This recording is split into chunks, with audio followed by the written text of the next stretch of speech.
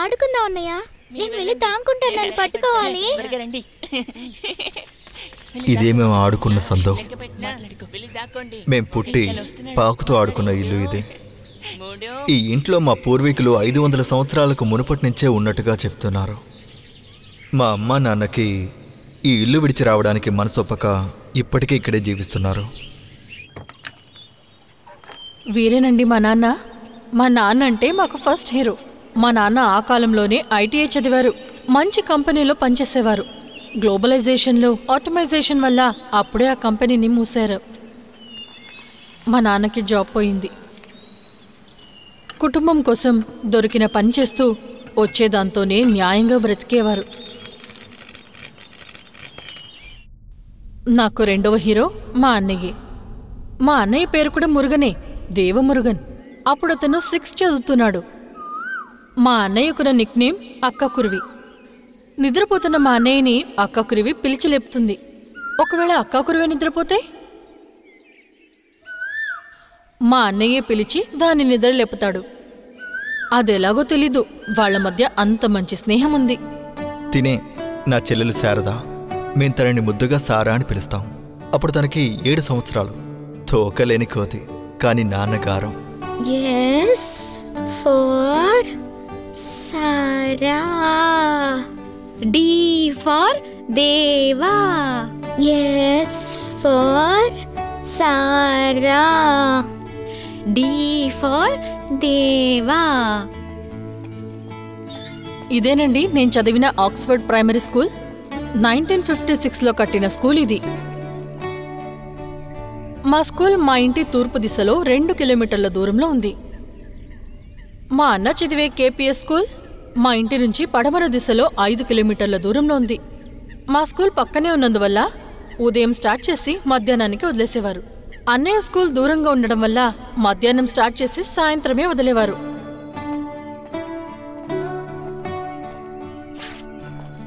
అయ్యయ్యో, షూ చినిగిందన్నయ్య. ఎక్కడ చూపు.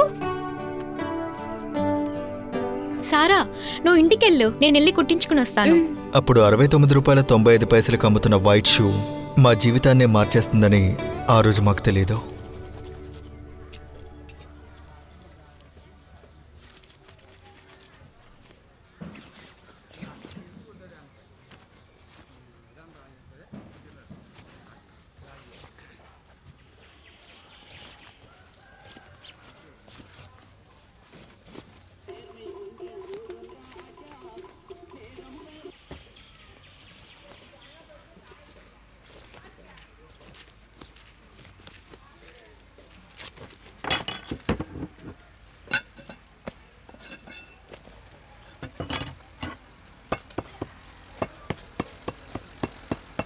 ఎంతైంది తాతయ్య? 1 రూపాయి ఇవ్వు బాబు.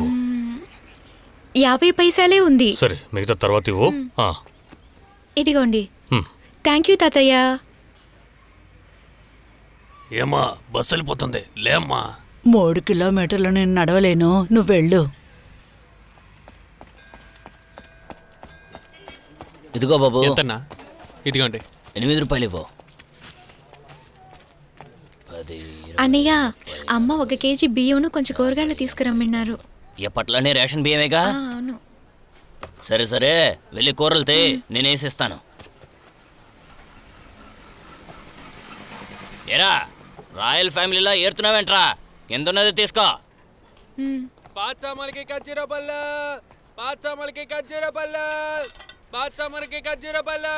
అన్నయ్య, పాతని తీసేసుకున్నా. ఒక్కడు కూడా వదలకుండా మొత్తం తీసుకెళ్ళి. సరే అన్నా.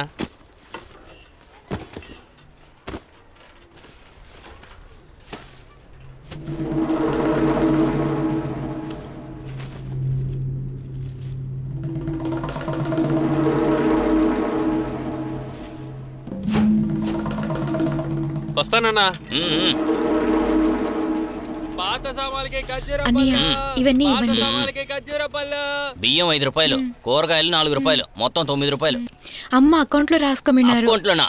డబ్బులు ఇచ్చి 3 నెలలు అవుతోంది. బాకీ తీర్చమని చెప్పు, లేకపోతే ఈసారి సామాన్లు ఇవ్వను.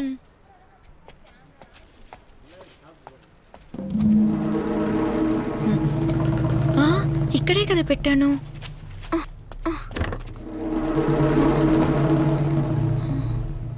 ఎక్కడ కనిపించట్లేదు. అయ్యో, ఎరా సరుకులు కొనడానికి వచ్చి ఇలా తోస్తావేంట్రా? లేదన్నయ్య, మా చెల్లెలు షూ ఇక్కడే పెట్టాను. అది కనిపించట్లేదు అన్నయ్య. అన్న షూవే వెతికాను. కూరగాయలు తోసేశాడు. ఎంత పొగరా నీకు? ఇంకోసారి రా ఇటు.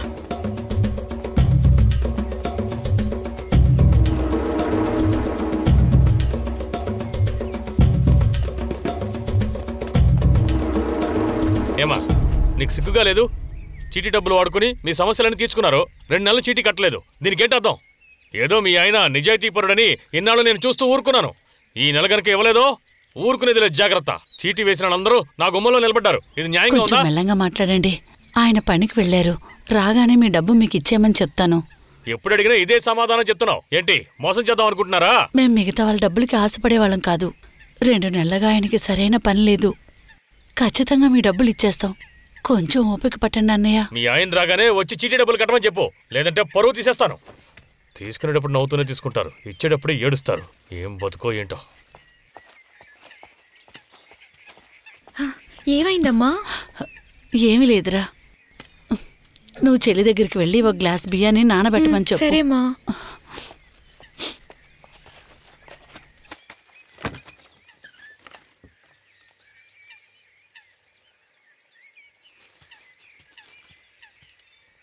నా షూ కుట్టించావా అన్నయ్య?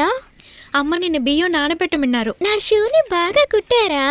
అమ్మ నిన్ను బియ్యం నానబెట్టమన్నారు. ఎక్కడికి వెళ్తున్నావు? నా షూ ఎలా ఉందో చూడబోతున్నాను. నీ షూ బయట లేదు. జోక్ చేయకన్నయ్య. నిజంగానే చెప్తున్నాను. నీ షూ కుట్టుకుని వచ్చేటప్పుడు మిస్ అయింది సారా. అయితే నా షూ పోగొట్టేవా? లేదు, షూ బయట పెట్టి లోపల కూరగాయలు తీయడానికి వెళ్ళాను. తిరిగి వచ్చి చూసినప్పుడు షూ అక్కడ లేదు. నా షూ పోయాయా? లేదు. నువ్వు అమ్మ దగ్గర చెప్పొద్దే.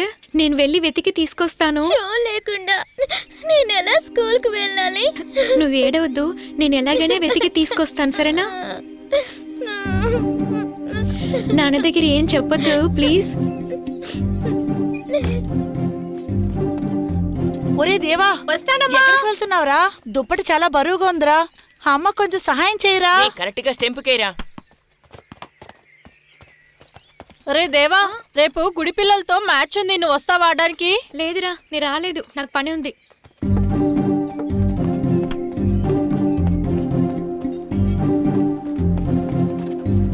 ఇంకా 2 రూపాయలు ఇవ్వు. ఇదిగోండి.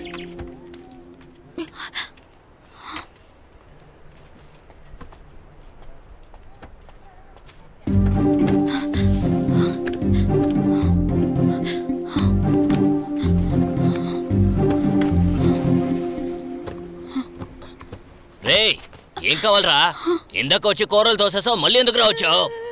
రే నిన్ను కొట్టలేదు కదరా, మరెందుకురా ఏడుస్తున్నావు? మా చెల్లెలు షూ ఇక్కడే పెట్టాను, ఇప్పుడు కనిపించట్లేదు. షూ పెట్టావా? ఇక్కడ లేదు కదరా. నేను ఇక్కడే పెట్టి లోపలికి వెళ్ళాను. బయటకు వచ్చి చూసినప్పుడు కనిపించలేదు. షూ లేకుండా మా చెల్లెలు స్కూల్ కి వెళ్ళదు. రే చెత్త తీయడానికి ఒకడు వచ్చాడు కదా, వాడే తీసుకెళ్ళి ఉంటాడు. వెళ్ళి వెతుకు. పో పో పోరా.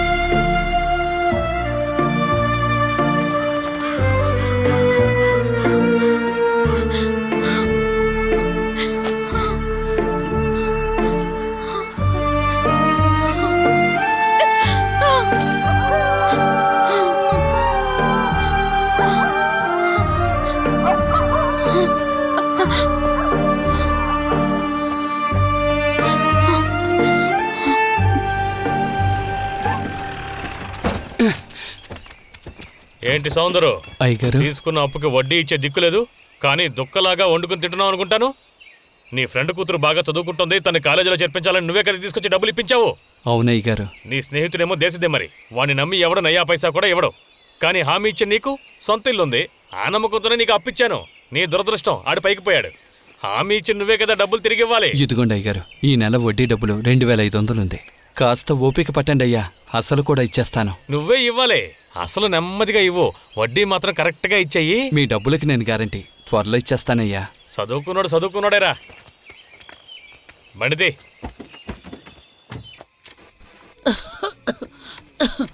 నిన్నెవరు వడ్డీ వ్యాపారితో మాట్లాడమని చెప్పింది? వాడే ఒక ఎదవా రౌడీ. లేదండి, ఆయన ఇంటికొచ్చి మాట్లాడారు. వాడితో నేను మాట్లాడతాను.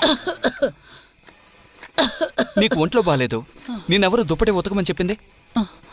ఇంకెవరండి ఉతుకుతారు? దేవ ఏడి? పక్కనే ఆడుకుంటూ ఉంటాడు. ఎప్పుడు చూడు ఆట ఆట ఆట అంటూ. ఆ వయసులో మా నాన్నకి ఎంతో సహాయం చేశాను, కుటుంబ భారాన్ని మోసాను. రాణి ఎదవని తోలు తీస్తాను. ఏ గోల్ చెక్కు. రే ఎక్కడికి వెళ్ళావురా? లేదు నాన్న, అది వచ్చి ఇలా రారా. అమ్మకు తోడుగా ఉండమంటే ఊరంతా తిరుగుతావా? ఎప్పుడైనా చెప్పిన మాట వింటున్నావా? నువ్వు అర్థంకో. నిన్ను ఆగండి. మీకేమైనా పిచ్చి పట్టిందా? ఇంకెవరి మీద కోపాన్ని నా కొడుకు మీద చూపించకండి.